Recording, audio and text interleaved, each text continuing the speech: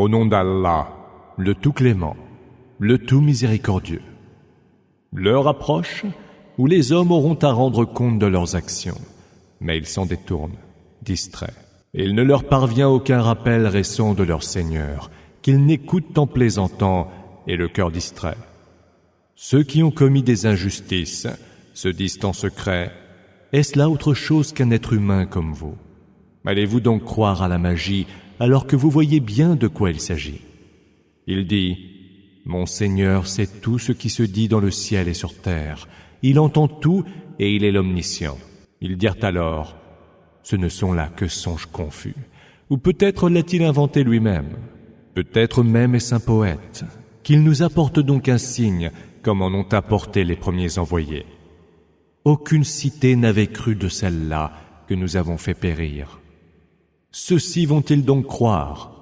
Nous n'avons envoyé avant toi que des hommes auxquels nous faisions des révélations. Interrogez donc à ce sujet les gens initiés aux Écritures, si vous ne le savez pas. Et nous ne leur avons point donné des corps qui pouvaient se passer de nourriture, et ils n'étaient point immortels. Nous avons honoré la promesse que nous leur avions faite, mais les avons sauvés avec ceux que nous voulions sauver. Et nous avons fait périr ceux qui abusaient. Nous avons fait descendre en révélation vers vous un livre, où il y a pour vous gloire et honneur. N'allez-vous donc pas entendre raison? Que de cités n'avons-nous pas écrasées, qui étaient injustes? Nous avons alors créé à leur place d'autres communautés. Lorsqu'ils avaient senti combien dure allait être notre riposte, ils s'enfuirent de leur cité précipitamment. Ne prenez pas la fuite. Revenez au faste où vous étiez et à vos maisons huppées. Peut-être serez-vous interrogés. Malheur à nous, dirent-ils, nous étions vraiment injustes. Et leurs plaintes se poursuivirent ainsi jusqu'à ce que nous ayons fait d'eux comme un champ moissonné et inerte. Nous n'avons pas créé le ciel, la terre et ce qu'il y a entre eux pour nous distraire. Si nous avions voulu en faire un jeu, nous l'aurions fait par nous-mêmes, pour peu que nous ayons désiré le faire. Nous lançons plutôt sur le mensonge la vérité, qui lui porte un grand coup, et voilà qu'il n'est plus. Malheur à vous pour ce que vous attribuez à Allah. À lui appartiennent ceux qui se trouvent dans les cieux et la terre, et ceux qui sont auprès de lui ne dédaignent pas son adoration, ni ne s'en lassent. Ils lui rendent gloire nuit et jour, et sans s'interrompre jamais. Ou alors ont-ils adopté des divinités à partir de la terre, qui, celles-là, vont ressusciter les morts? Si, dans le ciel et sur terre, il y avait d'autres divinités qu'Allah, tous deux seraient certes altérés. Gloire soit donc rendue à Allah, le Seigneur du trône, lui qui est bien au-delà de ce qu'il lui attribue. Il ne saurait être questionné sur ses œuvres, mais eux seront questionnés sur les leurs. Ou alors, ils ont pris des divinités en dehors de lui. Dis, montrez donc votre preuve. Voici le rappel de ceux qui sont avec moi et le rappel de ceux qui étaient avant moi. Pourtant, la plupart ne savent pas la vérité et s'en détournent. Nous n'avons envoyé aucun messager avant toi sans que nous ne lui ayons fait la révélation que voici. Il n'y a point d'autre divinité que moi. Adorez-moi donc. Ils dirent: le tout clément s'est donné des enfants. Gloire lui soit rendue. Ce sont plutôt des serviteurs honorés. Ils ne prononcent pas de verdict avant lui, et ils n'agissent que par ses ordres. Il sait ce qu'il y a devant eux et ce qu'il y a derrière eux. Il n'intercède qu'en faveur de ceux qu'il a agréés, et se tiennent pleins de crainte devant lui. Celui parmi eux qui dirait « Je suis une divinité en dehors de lui » aurait de nous pour rétribution la géhenne. Ainsi rétribuons-nous les injustes. Les mécréants n'ont-ils pas vu que les cieux et la terre étaient soudés en un seul magma? Puis nous les avons disjoints, et de l'eau nous avons tiré toute chose vivante. Ne croiront-ils donc pas? Nous avons établi sur la terre des montagnes fermes, pour qu'elles ne se meuvent pas sous leurs pieds. Nous y avons frayé des chemins afin qu'ils soient guidés. Nous fîmes du ciel un toit imprenable, mais de ces signes, ils se détournent. C'est lui qui a créé la nuit et le jour, le soleil et la lune, chacun voguant dans son orbite. Nous n'avons donné l'immortalité à aucun humain avant toi. Si tu venais à mourir, seraient-ils eux éternels? Toute âme goûtera la mort. Nous vous mettons à l'épreuve de la tentation par le mal et par le bien, et c'est vers nous que vous serez ramenés. En te voyant, ceux qui ont mécru te tournent en dérision, en disant « Est-ce celui-là qui évoque en mal vos divinités ?» Mais eux rejettent l'évocation du Tout-Clément. L'homme a été créé en pressé. Je vous ferai voir mes signes, ne me pressez pas. Ils disent « À quand donc cette promesse si vous dites vrai ?» Si seulement les mécréants pouvaient connaître ce moment où ils ne pourront protéger du feu ni leur visage, ni leur dos, et ils n'auront aucun secours. Le feu, les saisira soudain et les plongera dans la stupeur, et ils ne pourront alors le repousser, ni n'auront aucun répit. Des messagers avant toi furent raillés, mais ceux qui se moquaient d'eux furent eux-mêmes cernés par le châtiment dont ils se moquaient. Dis, qui donc vous protégera, de nuit comme de jour, du supplice du Tout-Clément? Mais ils ne s'en détournent pas moins de l'évocation de leur Seigneur. Ont-ils donc, en dehors de nous, des divinités qui les protègent quand elles ne peuvent se secourir elles-mêmes, pas plus qu'elles ne peuvent avoir d'alliés contre nous? Nous avons en réalité laissé jouir cela et leur père, jusqu'à ce que l'âge leur parut long. Ne voient-ils donc pas qu'en sévissant contre les mécréants, nous prenons la terre et en réduisons les extrémités? Sauraient-ils donc être les vainqueurs? Dis, je ne fais que vous avertir par ce qui m'est révélé. Mais les sourds ne sauraient entendre l'appel quand ils sont avertis. Si le moindre souffle du supplice de ton Seigneur venait à les toucher, ils s'écrieraient « Malheur à nous, nous étions vraiment injustes ». Nous placerons, au jour de la résurrection, les balances justes. Nulle âme ne sera en rien lésée, pas même du poids d'un grain de moutarde que nous ferons amener.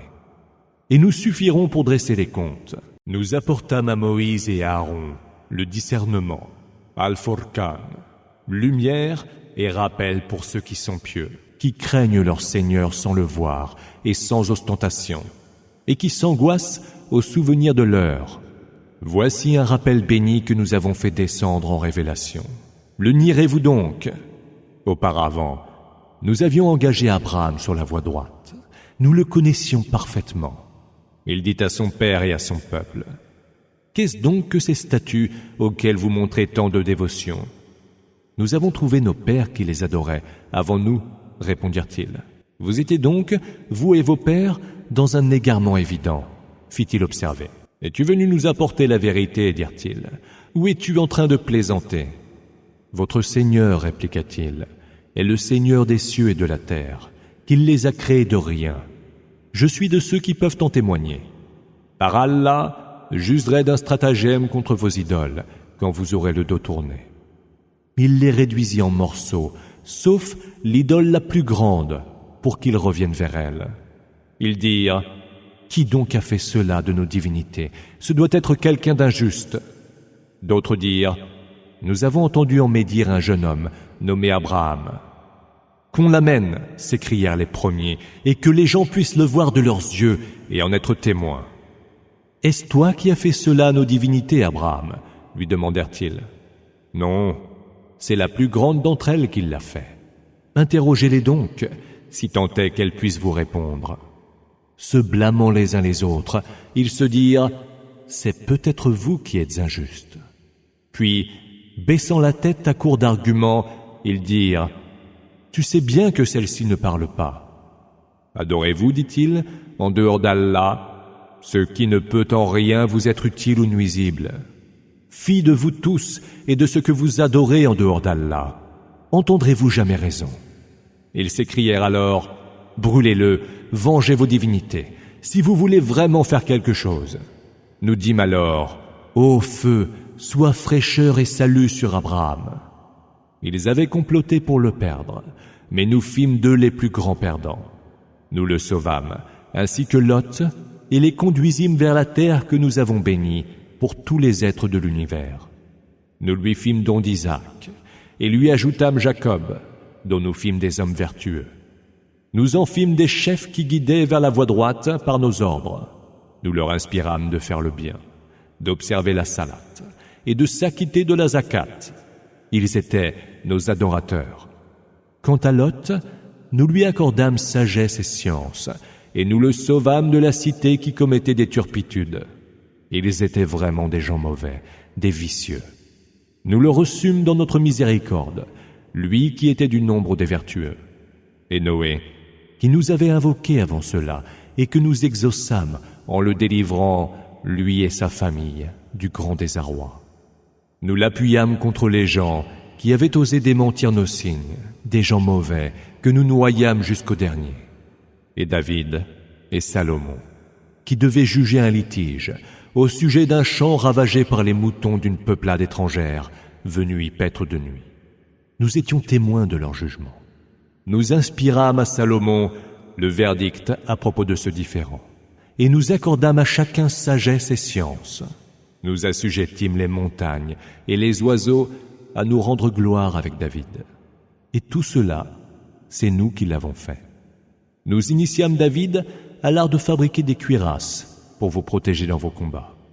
En serez-vous donc reconnaissants? Et à Salomon, nous assujettîmes le vent en tempête qui courait par son ordre vers la terre, que nous avons béni. Nous sommes de toutes choses instruits. Il en était même qui, parmi les démons, plongeaient pour lui, explorant les fonds marins, et qui faisaient d'autres travaux. Nous assurions nous-mêmes leur surveillance.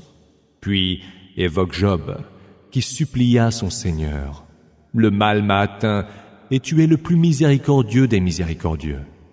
Nous l'exaucâmes alors, dissipâmes tous ses maux, et lui rendîmes sa famille, à laquelle nous ajoutâmes une autre pareille, par un effet de notre grâce et comme rappel pour les adorateurs. Et Ismaël, et Idriss, et Zulkifl, tous étaient des modèles de patience. Nous les reçûmes dans notre miséricorde, car ils étaient du nombre des vertueux. Et Zunoun, qui s'en alla dépité, croyant pouvoir échapper à nos rigueurs. Puis il appela dans les ténèbres. Il n'est point d'autre divinité que toi, gloire te soit rendue. J'étais certes du nombre des injustes. Nous l'exaucâmes et le délivrâmes de l'angoisse.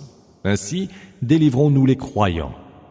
Et Zacharie, qui supplia son Seigneur. Seigneur, ne me laisse pas seul sans descendance, toi, le meilleur des héritiers. Nous l'exaucâmes, lui aussi, lui fîmes don de Yahya, Jean le Baptiste, et guérîmes son épouse. Tous rivalisaient de vertu et nous invoquaient pleins d'espoir et avec crainte. Tous se recueillaient, humbles devant nous. Et celle qui sut garder sa chasteté, nous insufflâmes en elle de notre esprit et fîmes d'elle et de son Fils un signe pour tout l'univers. Cette religion est la vôtre, et c'est une religion unique. Je suis votre Seigneur. Alors, adorez-moi. Ils se sont partagés en sectes, mais reviendront tous vers nous. Celui qui étant croyant accomplit de bonnes œuvres. Nulle méconnaissance ne décevra son effort. Et nous le lui inscrirons au nombre de ses bienfaits. Il est défendu aux habitants d'une cité que nous avons anéantie de revenir, jusqu'à ce que la voie s'ouvre devant les Gog et Magog qui déferleront de tous les reliefs. La promesse vraie étant alors toute proche, les regards des mécréants se figeront. Malheur à nous, diront-ils, qui étions si distraits, voire si injustes. Il sera dit alors, vous et ce que vous adoriez en dehors d'Allah servirez de combustible au feu de la géhenne. Vous y entrerez tous.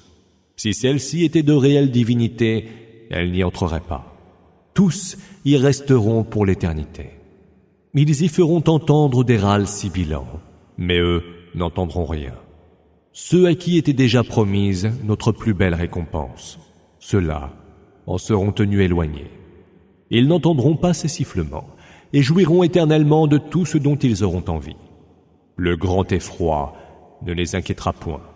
Mais les anges les accueilleront en disant « Voici venu le jour qui vous était promis. » Ce jour-là, nous plierons le ciel, comme on plie le parchemin sur ce qui y est écrit, de même que nous avons initié la création une première fois. nous la recommencerons. C'est une promesse que nous devons tenir et nous la tiendrons. Nous avons écrit dans les psaumes, le Zabour, après l'avoir évoqué dans le livre éternel, que la terre sera l'héritage de mes serviteurs les plus vertueux. Il y a là un enseignement pour un peuple qui nous adore. Nous ne t'avons envoyé qu'en miséricorde pour l'univers. Dis, ce qui m'est révélé n'est rien de moins que votre Seigneur est un Dieu unique. Allez-vous devenir soumis? S'il se détourne, alors dis, je vous ai avertis tous également. Et je ne sais moi-même si ce qui vous est promis est imminent ou lointain. C'est lui qui sait ce que vous dites tout haut et ce que vous taisez. Et que sais-je? Peut-être que ce sursis est une tentation pour vous éprouver et une jouissance pour un temps. Il dit, Seigneur, juge entre nous en toute équité. Et notre Seigneur est le tout clément, celui dont nous cherchons l'assistance contre vos allégations.